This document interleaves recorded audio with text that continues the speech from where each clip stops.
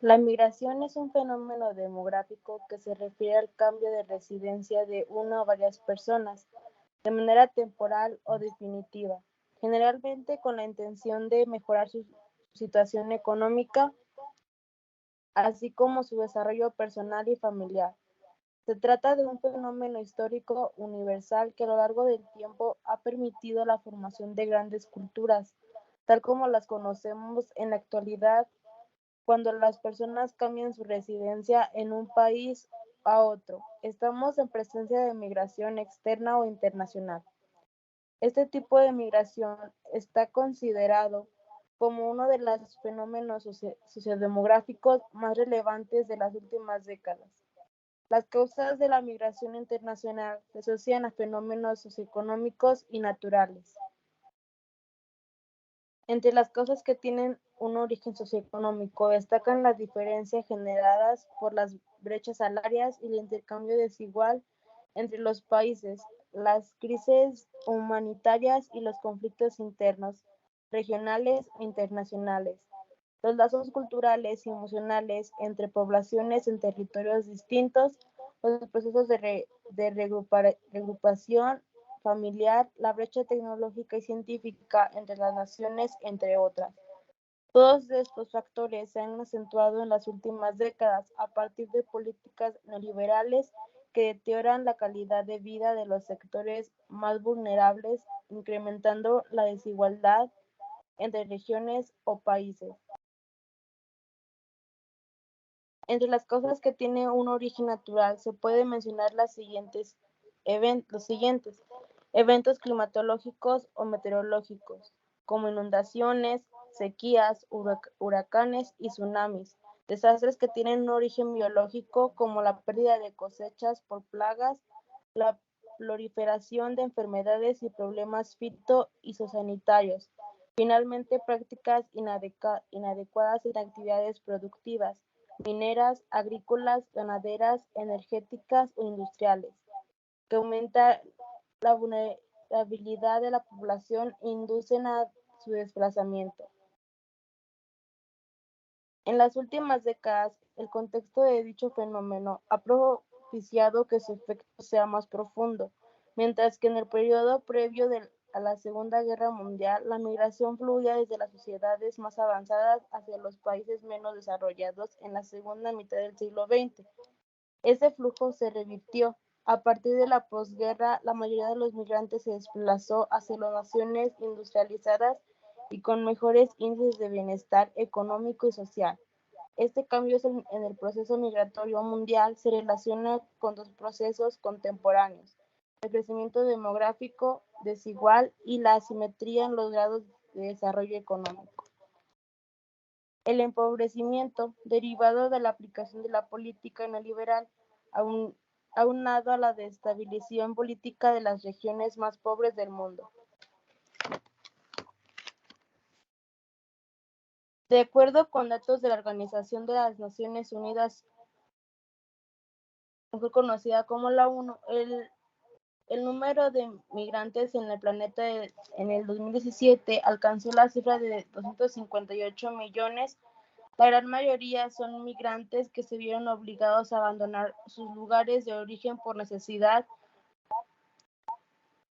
Más de 68 millones fueron desplazados por la fuerza debido a conflictos étnicos, bélicos o religiosos. Se incluye entre ellos 25 millones de refugiados, 3 millones de solicitantes de asilo y más de 40 millones de desplazados internos. Para el ámbito académico y gubernamental, así como para las organizaciones de la sociedad civil, la migración es un enorme desafío en torno al cual se han desarrollado a lo largo de los últimos años innumerables investigaciones, programas, políticas públicas, instituciones y organismos que buscan regular los flujos migratorios y salvaguardar los derechos humanos de los y las migrantes.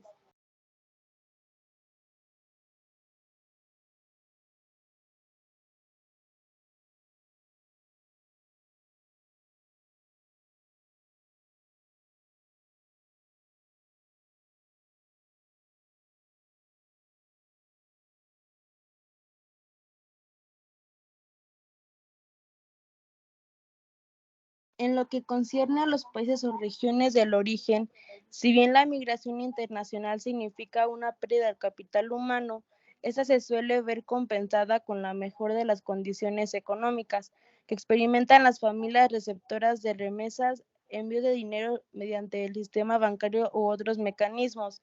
Aunque en términos económicos la migración es valorada en forma positiva, no deben dejarse de lado los costos que este fenómeno implica.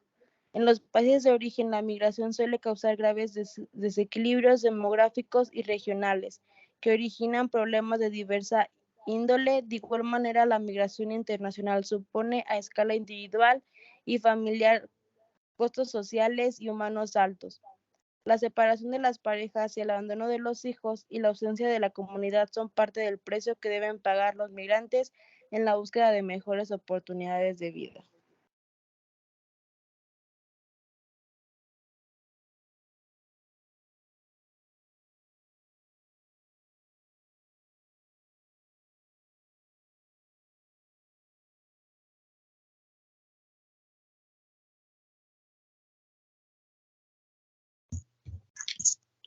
El neoliberalismo es una corriente política asociada al capitalismo. Sostiene que la economía se debe regir por el libre comercio, estar desregulada y privatizada, es decir, con menor intervención de las políticas del Estado.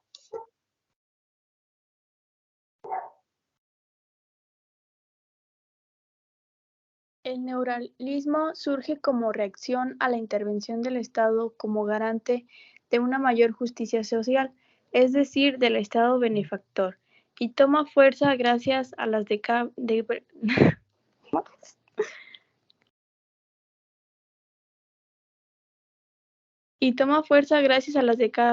la economía capitalista del siglo XX, particularmente las registradas a finales de los siglos de los años 20 y de la década de 1970. Para el Estado debería cumplir únicamente las funciones fundamentales como regente de la organización de la sociedad, de modo que se opone a su intervención en el funcionamiento de la economía para así mantener a raya las regularizaciones e impuestos al comercio y las finanzas. La idea es que el Estado facilita y barata más el envío de remesas y los migrantes usarán el sistema formal financiero para tal fin en vez de hacerlo informalmente. Ello aumentará sus utilidades del sector financiero.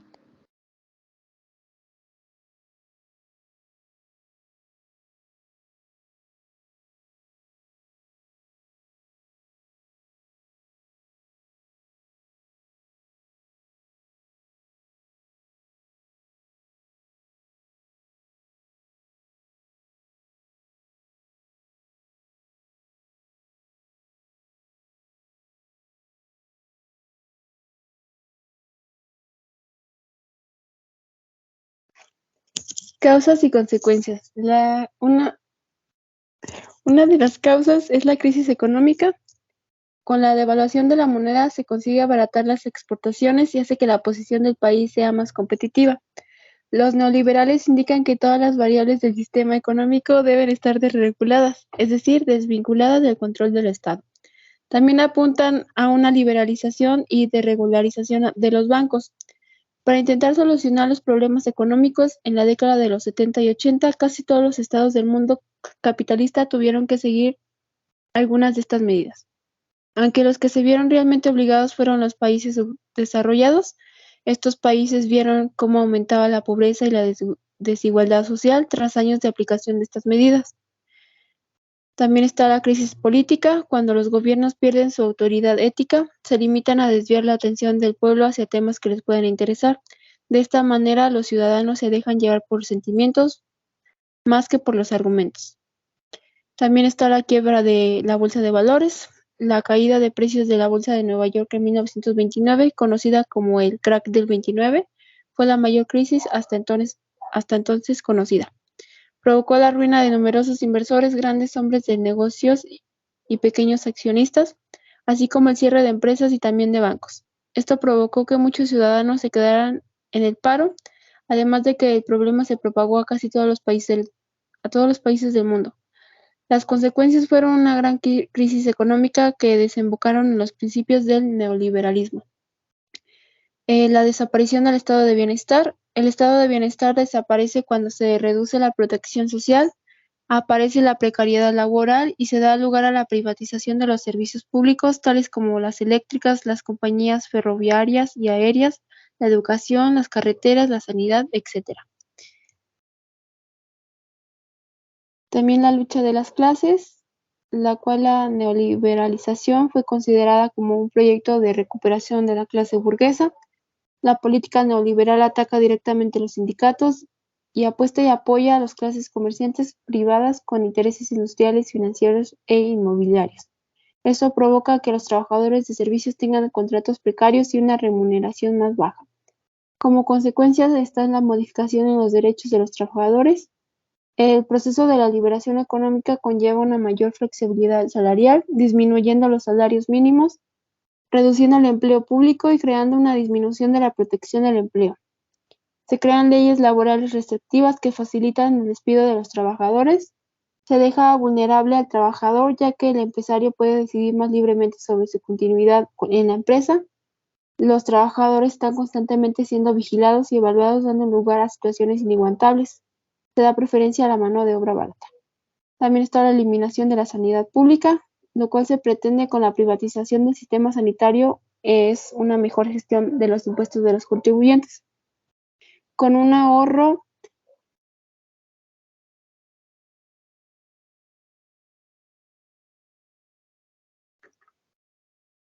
más que considerable en las arcas públicas para así poder ofrecer un mejor servicio a los ciudadanos.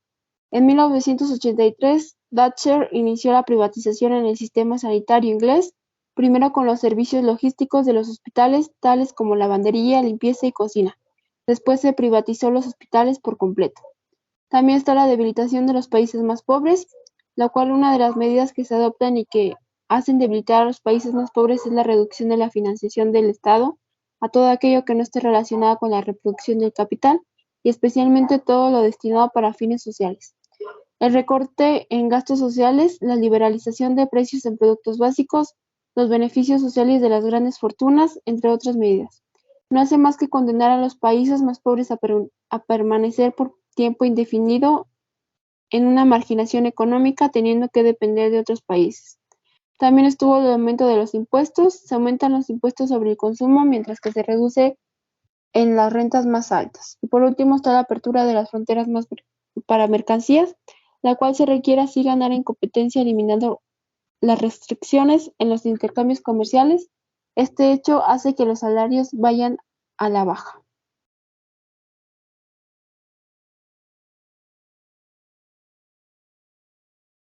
¿Qué es la migración?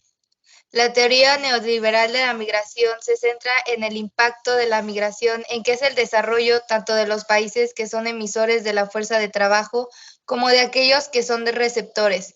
Considera a la migración como un componente integral de un proceso continuo de desarrollo capitalista y como un fenómeno que se analiza por separado. Un error que presentan los estudios que hasta ahora se han realizado sobre las relaciones entre los dos conceptos. Dicha teoría tipifica el desarrollo como capitalista, no como desarrollo alternativo, y desconoce la dinámica de clase en el impacto de la migración sobre el desarrollo, que es el principal interés de este artículo de corte histórico-estructural.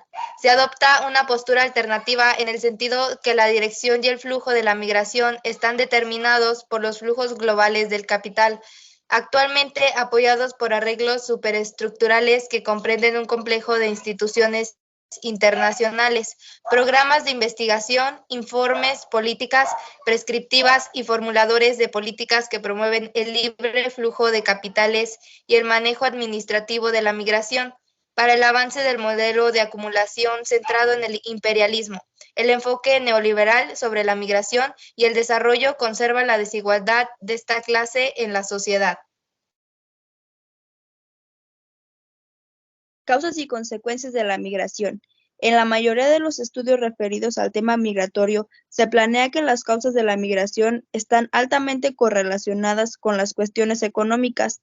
apartando en su mayoría a algunas otras causas sociales o políticas que son determinantes para el buen vivir y por ende para el mantenimiento establece en un territorio por diversas familias o personas. Es decir, puede que en muchos países la economía nacional marche de forma adecuada, pero se viva un entorno de persecución a quienes obsten ideas diferentes a la de los líderes de los estados de la nación. Para el caso migratorio, en las esferas que se empieza toda una reconstrucción, ya que se ven impactadas por un cambio generado dentro de la misma renovación del capitalismo. Es decir, y de manera de explicación simple, el capital en su necesidad es reinventarse, ha expulsado elementos de la vida comunitaria que ya le han dejado de ser útiles para poder reproducirse y que solo le significan un costo. La migración y sus consecuencias son parte de un ciclo de recomposición capitalista. Las primeras consecuencias serían las económicas, de las cuales se puede concluir que la migración, sobre todo la indocumentada, genera un mercado de trabajo flexible en salarios y derechos sociales en los países receptores, por lo que se puede agrandar las ganancias de las empresas contratistas de migrantes, vía la disminución de los costos variables. Sin embargo, cabe resaltar que muchos de los indocumentados han generado poca adquisición del capital humano, lo cual les permite desempeñar trabajos simples o con poca complejidad tecnológica o de especialización. En el caso de los migrantes, las consecuencias económicas serían las de percibir un ingreso económico mayor del que obtenían en su país, estado o municipio de origen. La percepción de un ingreso mayor en el caso de los indocumentados es un incentivo tan poderoso que, como menciona Solimano, hace que los inmigrantes estén dispuestos a enfrentar el riesgo de ser deportados del país donde han elegido residir y trabajar.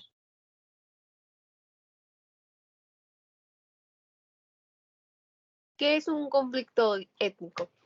Un conflicto étnico es un término sociológico para definir cualquier enfrentamiento de naturaleza violenta, bélica o militar entre dos o más grupos étnicos, es decir, grupos de personas diferentes de diferentes orígenes, ya sean culturales, religiosos, raciales o geográficos.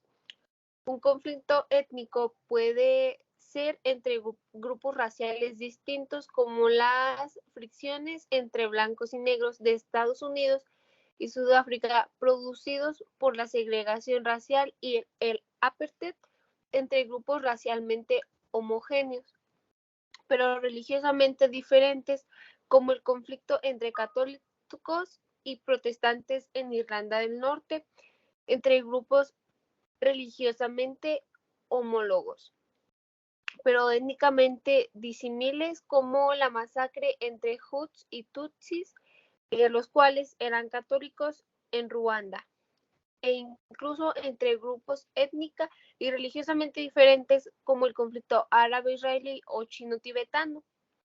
Se diferencia de un genocidio, que en este suele ser perpetrado contra una población prisionera o incapaz de defenderse, mientras que en un conflicto étnico ambos suelen tener capacidad bélica para herir al otro, aunque frecuentemente uno de los bandos es el más poderoso que él o que los otros individuos.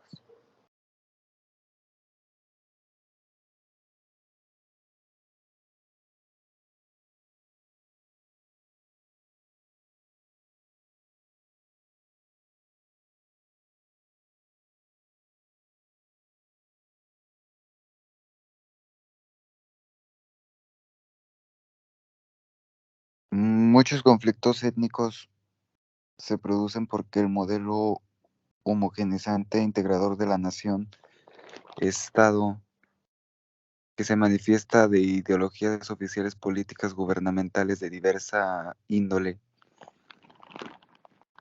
actitudes sociales dominantes y de comportamientos políticos, entra en contradicción con la identidad étnica y social de los grupos subordinados.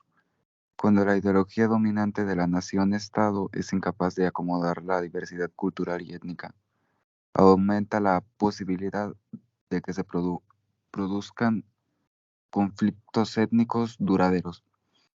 El genocidio cultural o etnicidio, que acompaña a menudo dichos conflictos, son fenómenos frecuentes en muchas partes del mundo, El conflicto étnico puede manifestarse en distintas formas, desde la actitud individual caracterizada por el rechazo, la exclusión y la hostilidad acompañada de estereotipos o prejuicios, intolerancia o discriminación de nivel de las relaciones interpersonales, pasando por la acción política e institucional y los motivos secesionistas, hasta las confrontaciones violentas que pueden revestir las formas de disturbios, matanzas, genocidios, levantamientos, rebeliones, revoluciones, terrorismos, guerras civiles, guerras de liberación nacional y guerra entre estados.